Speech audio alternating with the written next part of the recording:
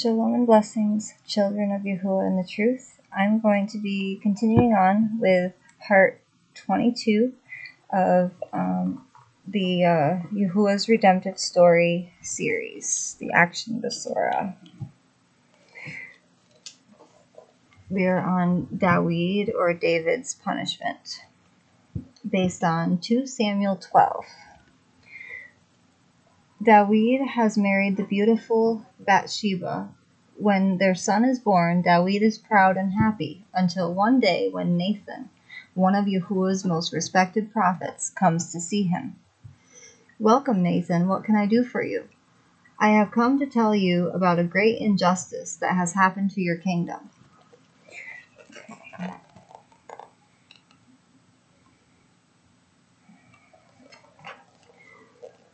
"Injustice in my kingdom? Tell me about it."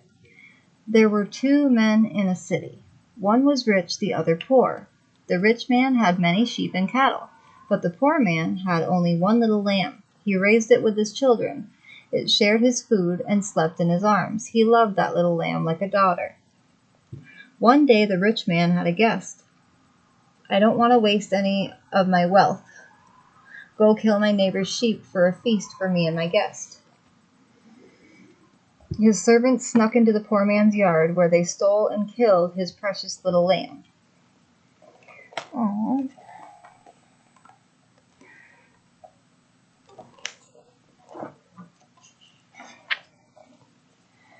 As he listens to the story, Daud's anger boils.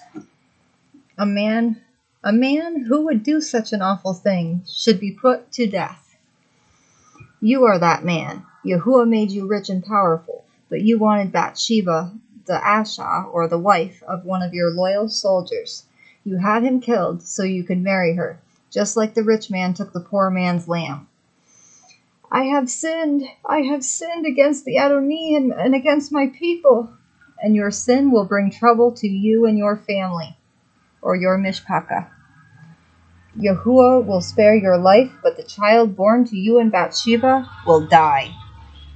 "No, Nathan, please, not my child."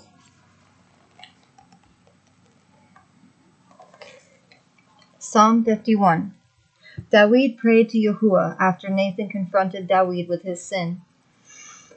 "Have mercy on me, O Yahuah, according to your unfailing love, or Ahav, according to your great compassion. Blot out my transgressions, wash away all my iniquity, and cleanse me from my sins."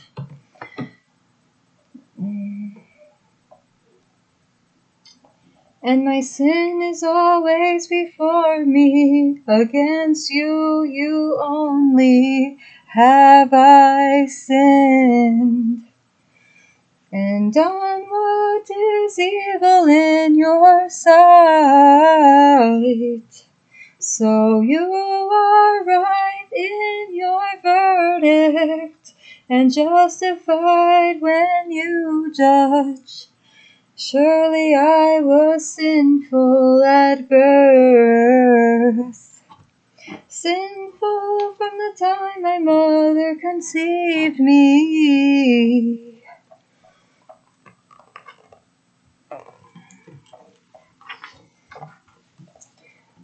Yet you desired faithfulness, even in the womb. You taught me wisdom in that secret place. Cleanse me with hyssop, and I will be clean.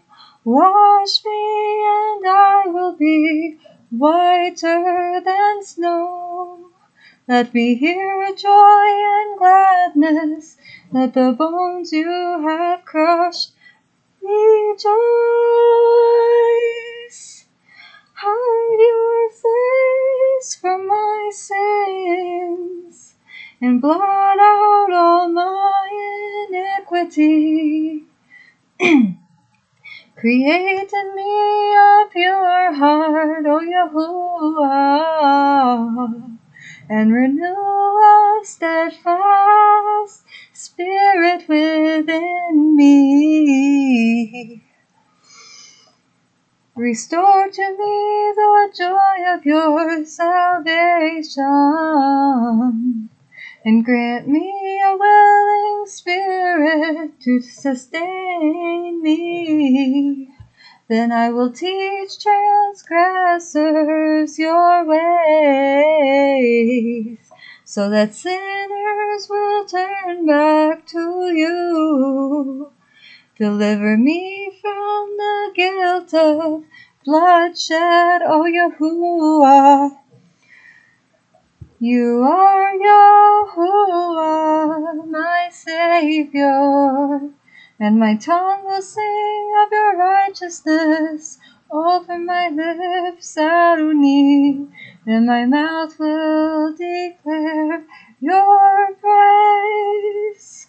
You do not delight in sacrifice, or I would bring it. You do not take pleasure in burnt offerings.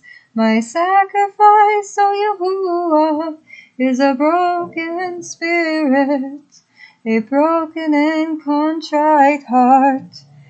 You, Yahuah, will not despise. May it please you to prosper Zion, to build up the walls of Jerusalem. Then you will delight in the sacrifices of the righteous, in burnt offerings offered whole. Then bulls will be offered on your altar. And that is David praying to Yahuah.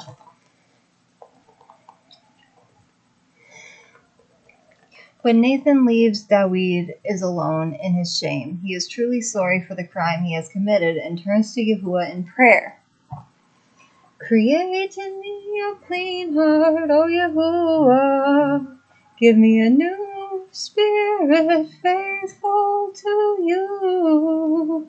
For days David neither drinks nor eats. He fasts and cries out to the Adonai, asking Yahuah to spare his child. He hasn't spoken for days, except to Yahuah.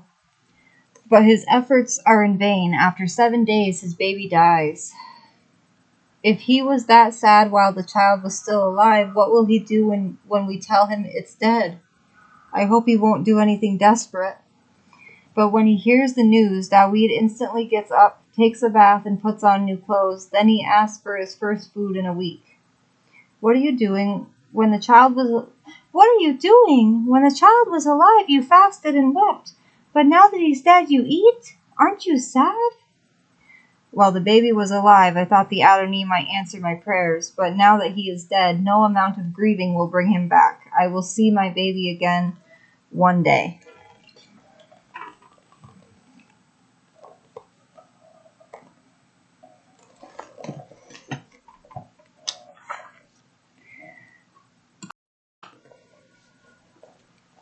In the meantime, David's general, Joab, continues the siege against the city of Rabbah.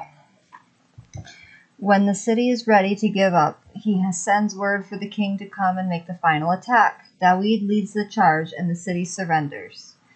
As he returns victorious to Jerusalem, the crowd greets David with shouts of praise. He is pleased and proud. Yasharal is now secure from the countries around it, but it is a bittersweet victory for him. David may have won his battle, but he lost his baby. But soon Yahuah shows his forgiveness in another way. David and Bathsheba have a little boy.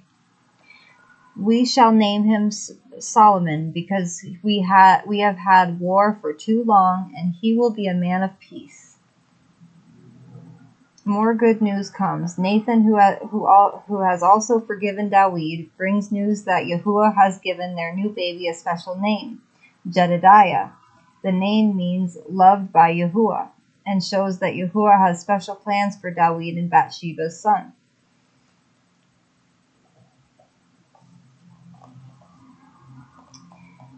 So Yahuah named their baby.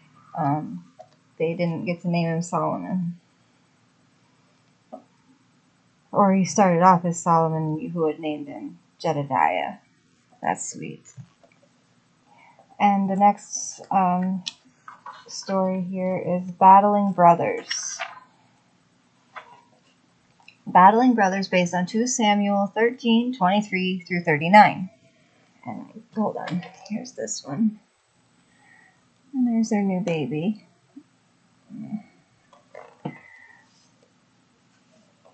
For many years, Daud reigns over Yasharal. Sadly, violence reigns within his own family. His oldest son, Amnon, is heir to the throne, but another son, Absalom, thinks Amnon doesn't deserve to be king because of how cruelly he treated their sister Tamar. Knowing his father likes to stay in Jerusalem, "Father, it is sheep shearing time, and I'm having a big feast in the country. Will you honor my guests with your presence?" Toda Rabbah, or thank you, Absalom. But if you are having a big feast, I don't want to add to your expenses. Well, since you can't come, Prince Amnon can represent you. But he hates his half-brother. Can I trust him? Very well, but I'm sure all my sons would enjoy celebrating the sheep-shearing festival at your house. I will send all your brothers to represent the royal interests at your feast. He won't dare do anything foolish with all his brothers around. Adonai, protect my sons from each other.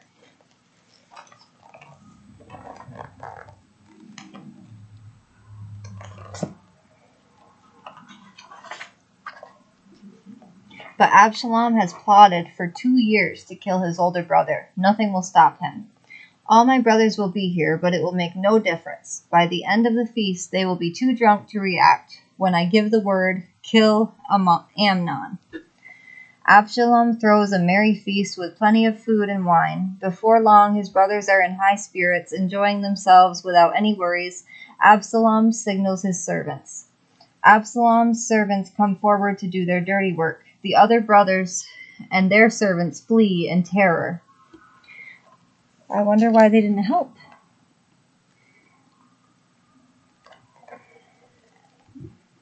One of the servants races to Jerusalem. My Adonai, Absalom has murdered all your sons. Daud tears his clothes in grief. His worst fears have come true. But in his fear, the servant had exaggerated the tragedy. Daud's other sons soon come stumbling into the palace. We're okay. Absalom only murdered Amnon. The rest of us escaped. Thank Yahuah, you are safe. But Amnon, my firstborn son, is dead. Absalom must be punished for this. But Absalom has already fled to Geshur, where his grandfather is king.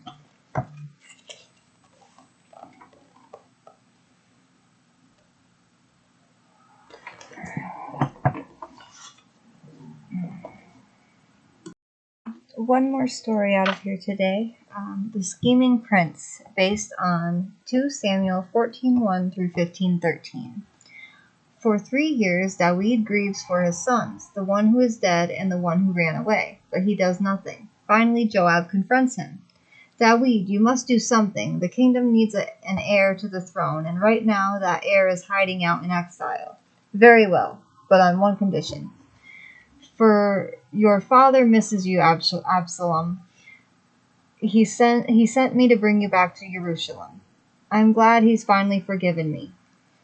Well, not entirely. He says you can't live in the palace or come to see him. If that's the way he wants it, I will do as my father commands. He won't treat me that way for long. For 2 years, Absalom lives in Jerusalem without seeing his father. He resents this treatment, and his anger grows until at last he can't stand it any longer. He sends for Joab, but Joab refuses to come. Fine, if Joab doesn't think I'm important enough to talk to, then I'll give him something important to deal with. Joab has a barley field next to mine. Set fire to it. Oof.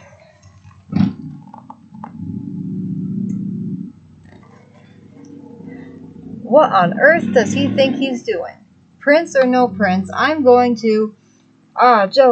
one day I'll get him with you. I'll get even with you for the way you treated me. Joab, I'm glad you could join me. I've decided that I'm tired of this isolation. My father asked me to come back to Jerusalem. If he wants to punish me for what I did, let him do it. But if not, then he needs to forgive me and treat me like a son again. Grudgingly, Joab takes Absalom's message to King David. Your son misses you. He wants you to forgive him and welcome him back into the family. Or the mishpacha. He misses me? Truth be told, I miss him too. All right, tell him he may come see me. Stand up, Absalom. I forgive you. From now on, you will be welcome at the palace as a prince of Yasharal. Absalom pretends to be humble as he bows before his father or his Abba, asking forgiveness. But in his heart, he has an evil plan or an evil plot.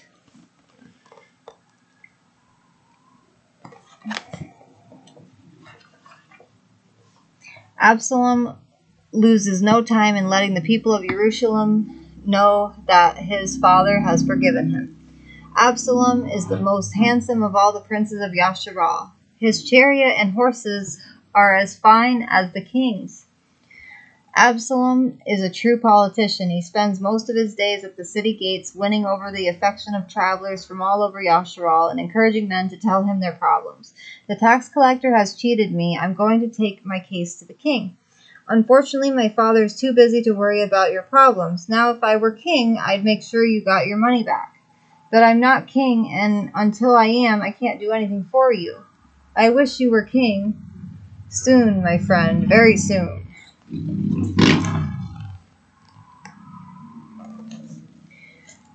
After several years spent winning the affection of the people, Absalom decides he has enough popular support to take the throne from his father. He goes to Hebron, his birthplace, and the old capital of Yasharal, to launch his rebellion. He invites several important Yasharalite leaders to meet him there and gives instructions to his loyal messengers. Spread out through all the tribes of Yasharal. Whenever you come to a new town, blow your trumpets and shout, Absalom is the new king in Hebron. In Hebron, Absalom waits until great throngs of his followers reach the city. Then he appears before the people. The trumpet sounds. Absalom, long live the king! Absalom is the ruler of Hebron. One of the leaders cheering for Absalom is Ahithophel, his father's chief advisor. Ahithophel is Bathsheba's grandfather, and he has long held a secret grudge against David for killing Bathsheba's first husband. What do we do next? We march on Jerusalem.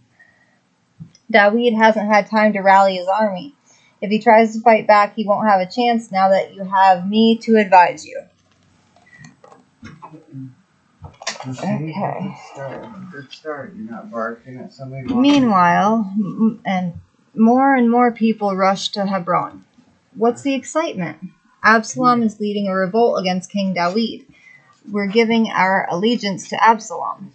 Absalom is for the people. These are great days for Yasharal has come for Yasharal. Come join us. I will, but my sheep, I must take care of them first. Instead of joining the crowds on the way to Hebron, the faithful shepherd runs north until he reaches the gates of David's capital, Jerusalem. Open up, the king's life is in danger. The people have revolted. They are proclaiming that Absalom is king of Hebron. My son, why has he done this to me? Okay. Next story time, we will be reading David's spies.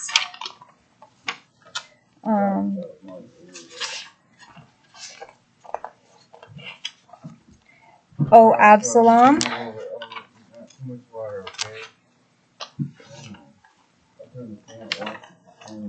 And family plots.